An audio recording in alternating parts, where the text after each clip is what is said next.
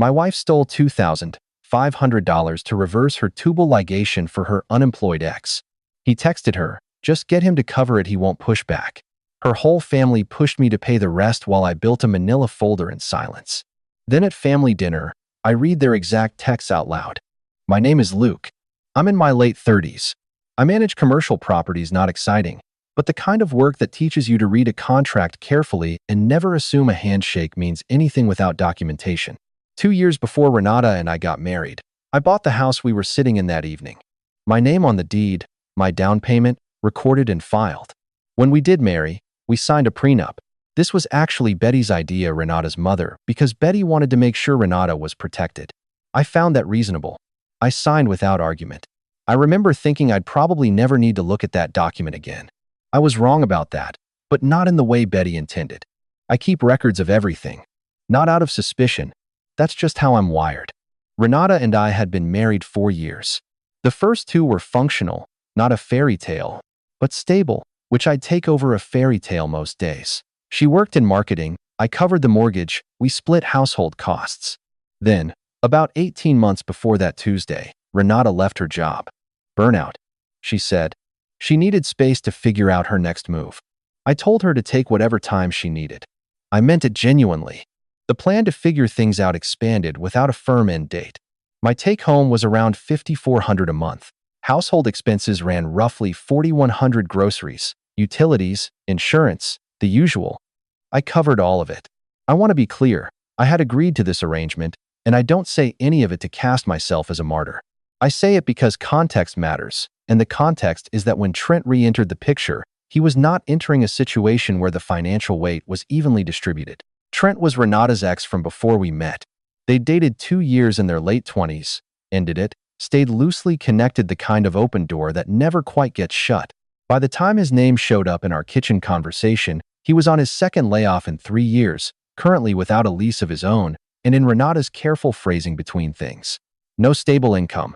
No savings to speak of. But, apparently, a sudden and very passionate interest in becoming a father. I did the math without trying to. Surgery between $8,000 and $12,000. Recovery weeks. Ongoing cost of an actual child. And Trent was between things. What I understood even then, sitting at that table, was that Trent wasn't just interested in imaginary babies. He was interested in what my financial stability could make possible. I filed that away. I didn't say it out loud. Not yet. 2 days after the Tuesday dinner, Renata brought it up again. This time, she came prepared. She set a printed sheet on the kitchen counter, a full breakdown of the procedure, a recovery timeline, and a note that she had already called a clinic. Dr. Harmon's office. There was a cancellation slot available in 6 weeks, and holding it required a deposit of $2,500. She had circled the number in pen. She wasn't asking whether I was on board. She was asking when I could transfer the money. I looked at the sheet. I looked at the circled number. Then, I asked her one question. Does Trent know how much this costs? She paused. Not long, maybe 2 seconds, but 2 seconds is a long time when someone should have an easy answer. Then she said, he's going through a transition right now. I nodded slowly. I didn't push it. She seemed to take that as forward momentum. She had scheduled the surgery. She just hadn't told the surgeon who was paying for it. That evening, Renata went to shower. She left her phone face up on the kitchen counter. I wasn't looking for anything. I was rinsing dishes when a notification lit the screen, and I saw the name. Trent. I picked it up. I told myself one look. The thread went back 4 months. It wasn't explicit. It didn't need to be. There was Renata telling him she had never stopped thinking about him. There was Trent, helpful as ever, telling her to just get Luke to cover it. He won't push back. And there, from 3 weeks before the Tuesday dinner, was a message from Renata that I read twice to make sure I had it right. The factory's been closed for years anyway. This is my last shot. Her words. Not mine. The factory. I want you to remember she said that first. I set the phone back exactly where she had left it. Then I opened my screenshots folder. 4 months of messages, organized by date. Every timestamp, every exchange, everything Trent had assumed I would never see. 4 months of texts. The surgery was her idea. The money was always supposed to be mine. And somewhere across town, Trent was between things, completely unaware that I had just stopped being the man he'd counted on. I didn't transfer the money. I didn't say anything about the texts. I just went about my week the way I normally would: work, home, dinner, and waited to see what Renata would do when the silence stretched past what she was comfortable with. She didn't wait long. About 4 days after I found the text thread, she came into the living room and set a printed sheet on the coffee table in front of me. It was a list. Typed, formatted, pulled from what looked like a legitimate domestic abuse resource website. The header read, "Financial Abuse Indicators." Several items had been circled in pen: controlling access to shared funds, refusing to support partners' reproductive choices, withholding financial resources as a form of punishment. I picked it up. I read through it carefully. I will say this for Renata: she had done her research. The list was real, sourced from an actual organization that does genuinely important work. Using it to pressure a husband into funding a surgical reversal so his wife could have children with her unemployed ex-boyfriend was, in my view, a creative application of the material. I set it back down. "Renata," I said, "you're asking me to fund a surgery so you can have children with Trent. Printing a list doesn't change what the ask is." She said I was being controlling. She said I was making her feel trapped. She used the phrase coercive control twice in the same sentence, which is difficult to do without sounding rehearsed, and it sounded very rehearsed. I kept my voice even. I kept my hands on my knees. And when she finished, I picked up the list, folded it once, and added it to the folder I had started on my desk. She called it financial abuse. I called it not paying for someone else's baby. 2 days later, Greta called. Renata's sister had never called me directly, not once in 4 years of marriage. So, when her name appeared on my screen on a Wednesday afternoon, I answered and immediately picked up a legal pad. Greta had clearly prepared remarks. She told me I was being unsupportive. She said Renata had sacrificed her career for this marriage, and that the least I could do was help her pursue her dream of motherhood. She used the phrase "follow your heart" 3 times in a single call: once as advice, once as a moral argument, and once as what I can only describe as a closing statement delivered to an audience of one. I wrote down every phrase. I wrote down the timestamps. I underlined "follow your heart" all 3 times, because I had seen those exact words in Trent's text thread 4 months earlier, and this was not a coincidence. I was willing to file under anything other than coordination. What the call actually confirmed had nothing to do with Greta's script. It confirmed that this was organized, that Renata had been working the phones, assigning roles, building a case. Greta had hers. Betty, I was certain, would have hers. And at some point soon, they were all going to want to be in the same room at the same time. Greta said Renata had sacrificed her career for this marriage. I thought about the $4,100 a month, every month, for 18 months, and said nothing. I called an attorney. Her name was Sloan Hargrove. A friend from work had used her 2 years earlier in a property dispute and described her as someone who did not waste sentences. That was exactly what I needed. I booked a consultation for that Thursday, drove over on my lunch break, and sat down across from her with the folder I had been building. She went through it efficiently. The prenup covered all premarital assets, including the house, which I had purchased and recorded in my name alone 2 years before the wedding. Renata's name was not on the mortgage. It had never been on the mortgage. The joint checking account had roughly $11,200 in it at that point, accumulated from my income over the course of the marriage, and that was the exposure. Sloan told me that a divorcing spouse could, in theory, access that account before any freeze was in place. She said this in a tone that was not alarmist but was also not casual. Then she said, "Freeze the joint account before she does. Today, if possible." I did it the next morning. It took about 4 minutes online. I also opened a separate personal account that afternoon and redirected my direct deposit before the next pay cycle. The joint account sat frozen, untouched, with its $11,200 going nowhere. I remember making coffee after I finished and thinking that some problems. Once you decide to treat them like logistics, stop feeling like problems, and start feeling like a list of tasks. I had a list. I was working through it. What I didn't know yet was that Renata would discover the freeze about 2 weeks later, the morning of a family dinner she and Betty had already begun planning. I couldn't have timed it better if I'd tried. The attorney said freeze the account. I did it before my coffee was cold. That same week, I came home from work to find a car in my driveway that wasn't mine. I recognized it. Trent's. A silver sedan with a cracked left mirror that I had seen exactly once before, parked outside a restaurant Renata told me she was meeting an old friend at.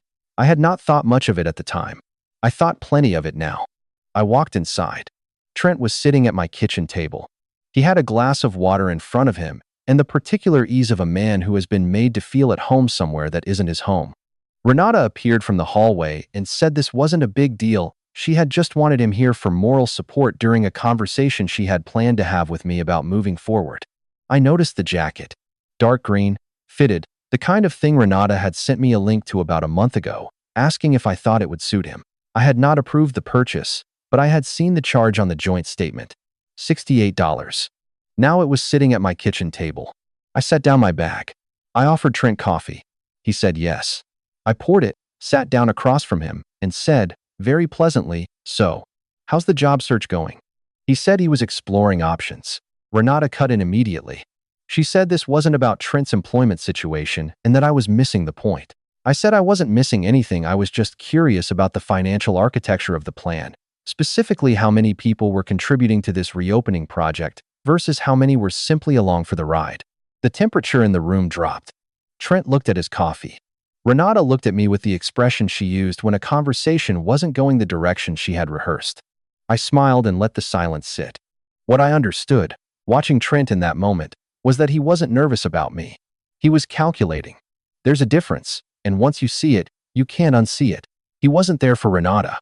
He was there to take a reading of the room to figure out what was available, what was movable, and how much of it he could reasonably expect to walk away with. He was still doing the math. I had already finished mine. Over the next few days, I built the folder. Not metaphorically. An actual manila folder, sitting on the shelf in my home office, getting heavier by the day. I want to walk you through what was in it, because the contents matter. First, the screenshot archive. 4 months of text messages between Renata and Trent, organized by date, printed on plain paper. Every timestamp, every exchange including Trent's message telling her to get Luke to cover it because he won't push back, and Renata's own words about the factory being closed for years. All of it, in order, paper-clipped at the top left corner. Second, the bank statement. Joint checking, showing a withdrawal of $2,500 dated 11 days after the Tuesday dinner. The memo line said Dr. Harmon deposit. Renata had not mentioned this to me. She had simply moved the money while I was at work and said nothing about it. Third, the Ring camera log. A list of motion, detected events from our front porch, pulled from the app on my phone. One entry in particular, a Wednesday evening, 3 weeks prior, timestamped 11:18 p.m. Trent's silver sedan in the frame. 2 people on the porch for 41 minutes. That was the evening Renata had told me she was at Greta's, unwinding after a long week. Fourth, the prenup. 2 pages, both signatures at the bottom. Fifth, the deed to the house. My name, recorded 2 years before the wedding. I did not label any of these things dramatically. I put them in the folder, set it on the shelf, and went to make dinner. I had a folder. They had feelings. I liked my odds. The call came about a week later. I was at my desk at work when Renata's name appeared on my screen. I answered. She was not calm. The joint account had been frozen. She had tried to access it that morning and couldn't move the money, and she was explaining this to me at a volume I was fairly certain my office mate could hear through the wall. She used the phrase financial abuse 4 times in the first 2 minutes. She said she had spoken to a legal advocate. I was confident this meant Greta, who had recently discovered YouTube, and that what I was doing constituted coercive control. She said she was going to make this very public. Her voice had the particular pitch of someone who prepared for a confrontation and is frustrated that the other person isn't reading from the same script. I waited for a pause. Then I said, "Renata, you put a $2,500 deposit on a surgery to have children with your ex-boyfriend. You used our joint checking account. I have the bank statement. I also have the Ring camera footage from the Wednesday night you told me you were at Greta's timestamp 11:18 p.m., 41 minutes on the front porch." A long silence. Then, "That's different." I said, "Is it?" She hung up. I sat with the quiet for a moment. Then I went back to my spreadsheet. What struck me, more than the anger in her voice, was the absence of denial. She had not said it wasn't true. She had said it was different. That was the first honest thing she had said in 4 months, and it told me the folder was ready. That evening, there was a knock at my front door. It was Dave. My neighbor, retired contractor, lived next door for 11 years, the kind of man who knows every car that belongs on the street and notices everyone that doesn't. He was holding a coffee mug and wearing the slightly apologetic expression of someone about to say something they feel obligated to say. He told me he had been watching Trent come and go for several weeks. He said he didn't want to get in my business, but he thought I should know. He also mentioned that about 2 weeks earlier, Trent had stopped him in the driveway and asked, casually, what he thought a house like mine would go for on the market. I kept my face neutral. I asked Dave if he'd be willing to write that down, a brief statement, dated and signed. He said he already had. He handed me a folded piece of notebook paper from his jacket pocket. 11 years next door, and this was the most useful conversation we had ever had. I added it to the folder. Trent had asked my neighbor what the house was worth. That told me everything I needed to know about the imaginary babies. I went back to Sloan the following week. This time I wasn't there for advice. I was there to sign paperwork. I sat down, slid the folder across her desk, and told her I was ready to file. She went through it without theatrics. That was what I liked about her. And then she laid out the exposure clearly, the way a contractor tells you what a repair is going to cost before they start pulling walls apart. The house was not at risk. Premarital asset, my name alone on the deed, covered by the prenup we had both signed. That was settled. What was potentially contestable was a separate investment account I had opened during the marriage, funded entirely from my income over 4 years. Approximately $34,000. Sloan said that depending on how aggressively Renata's side pushed, that account could be argued as marital property. Not a certainty, but a real possibility. I thought about the surgery estimate. $8,000 to $12,000 for a procedure to have children with a man who was exploring options. I thought about the $2,500 deposit already gone from the joint account. I thought about Trent asking Dave what the house was worth. Then I said, file it. What I didn't tell Sloan because it wasn't relevant to the filing was that I had already decided the $34,000 was not a loss. It was a price. The cost of a clean exit, a clear title, and never again sitting across a kitchen table from a man in a jacket I paid for. I would offer it as settlement because it was fair, and because handing Renata something concrete meant she would have less reason to push for the one thing that was never going to move the house. $34,000 to close a door that should have been closed a long time ago seemed, all things considered, reasonable.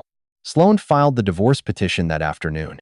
Dated, stamped, entered into the court system before I got home from work. Renata had not been served yet. That would come later, through proper channels, but the paperwork existed. It was real. Whatever was going to happen at a family dinner, someone was apparently planning. The foundation had already shifted beneath all of it. The attorney said I might lose $34,000. I thought about the surgery estimate and said, file it. 2 days later, Betty called. Renata's mother had always been cordial to me, not warm exactly, but functional. The kind of in-law relationship that runs on polite distance and holiday dinners. So when she called and invited me to a family dinner that weekend, her voice carrying the careful brightness of someone reading from a card, I understood immediately what it was. She said she thought it would be good for everyone to sit down together before anyone did anything drastic. She said Greta would be there. She mentioned, with a slight pause before the name, that Trent would also be joining Practically Family already, she said, in a tone that suggested she was still deciding whether she believed that. The dinner would be at our house. My house. Betty had chosen the location without appearing to notice what she had chosen. I told her that sounded fine. I told her the weekend worked. And then I said, very casually, that I would make sure the dining table was cleared off before everyone arrived. Betty said that was very thoughtful. She had no idea what I meant. I hung up and looked at the folder on my shelf. Texts. Bank statement. Ring camera log. Prenup. Deed. Dave's statement. 6 items, all of it documented, all of it ready. I had one thing left to decide, not whether to use any of it, but in what order. I picked up the folder and set it on the dining table. Then I went to bed. Betty said to keep the weekend open. The table was already ready. They arrived at 6 o'clock. Betty came first, carrying a casserole dish with both hands and the expression of a woman who had decided that a home-cooked meal would soften whatever was about to happen. Greta came in behind her, already scanning the room the way people do when they've been told to watch for signs of trouble. Renata had been home all day. She had cleaned the kitchen, changed her clothes twice, and by the time the doorbell rang, she had the careful composure of someone who had rehearsed their opening lines in the bathroom mirror. Trent came in last. New jacket, not the dark green one I had paid for. A different one. I noted that and said nothing. I had set the table before they arrived. Plates, glasses, napkins. And in front of my seat, face down, the manila folder. Nobody asked about it. People rarely ask about the thing in the room they most want to ignore. Betty's casserole was chicken and rice. I thanked her for it. We sat down. There was a minute of conversation about the drive over, the weather, something Greta's husband had said that morning. Then, Renata folded her hands on the table and began. She said she knew the past few weeks had been hard. She said she wanted me to hear her out. She said all she was asking for, and she paused here, exactly the way someone pauses when they want a word to land, was a chance to follow her heart. Follow your heart. In my kitchen, at my table, in front of her mother and her sister and the man she had been texting for 4 months, she said those words out loud. I looked at her. I gave her my quietest smile. Then I turned over the first page of the folder. I didn't stand up. I didn't raise my voice. I stayed in my chair and placed things on the table one at a time, the way you lay out a hand of cards when you already know what everyone else is holding. First, the printed text thread. 4 months of messages, paper-clipped and dated. I found the page I wanted and read 2 lines aloud. Trent's words, in Trent's own voice, as he had typed them, just get Luke to cover it. He won't push back. I set the page in the center of the table. Then I looked at Betty, not at Renata, not at Trent, specifically at Betty, and said, "Did you know about this?"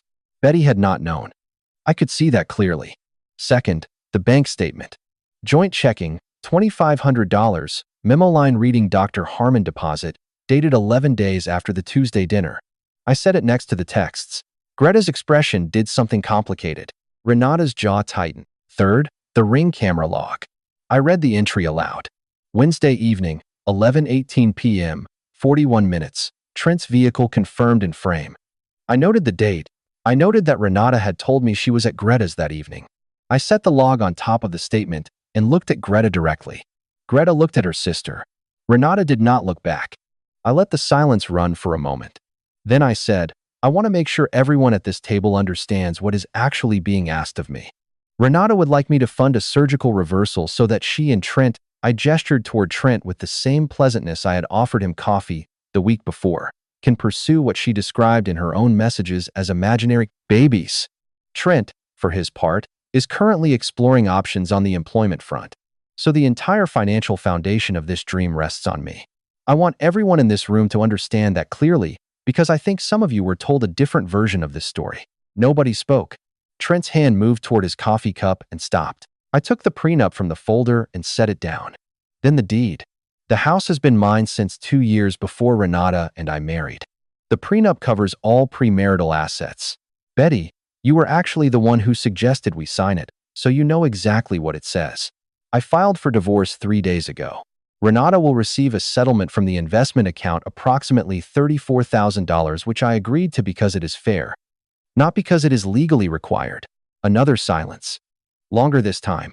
Trent shifted in his chair and said, "Man, I just want to say." I looked at him. Not unkindly. Just directly. "Trent," I said, "the factory is closed.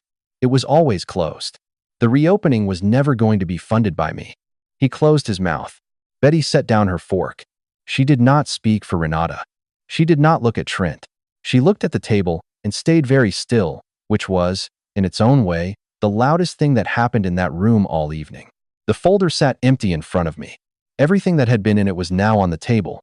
Every piece of paper, every date, every timestamp, all of it right there where anyone could read it. Renata had told me to follow my heart. I had. It had led me here, to this table, with this folder, on this particular Saturday night. And there was nothing left to say. Trent left the table first. He said he needed some air. He said it politely, the way people say things when they are already calculating the fastest route to the door. He walked out, and his car left the driveway 6 minutes later. I know because the Ring camera logged it automatically. I checked the timestamp the next morning, 6:47 p.m. He had been gone before Betty finished wrapping her casserole dish. Greta left without saying much. Betty hugged me on the way out, which I had not expected, and which I did not know how to interpret beyond the fact that she had brought food to a situation and was leaving having learned things she had not wanted to know. She took her casserole dish. She did not say anything on Renata's behalf. Renata sat at the table alone for a long time after they left.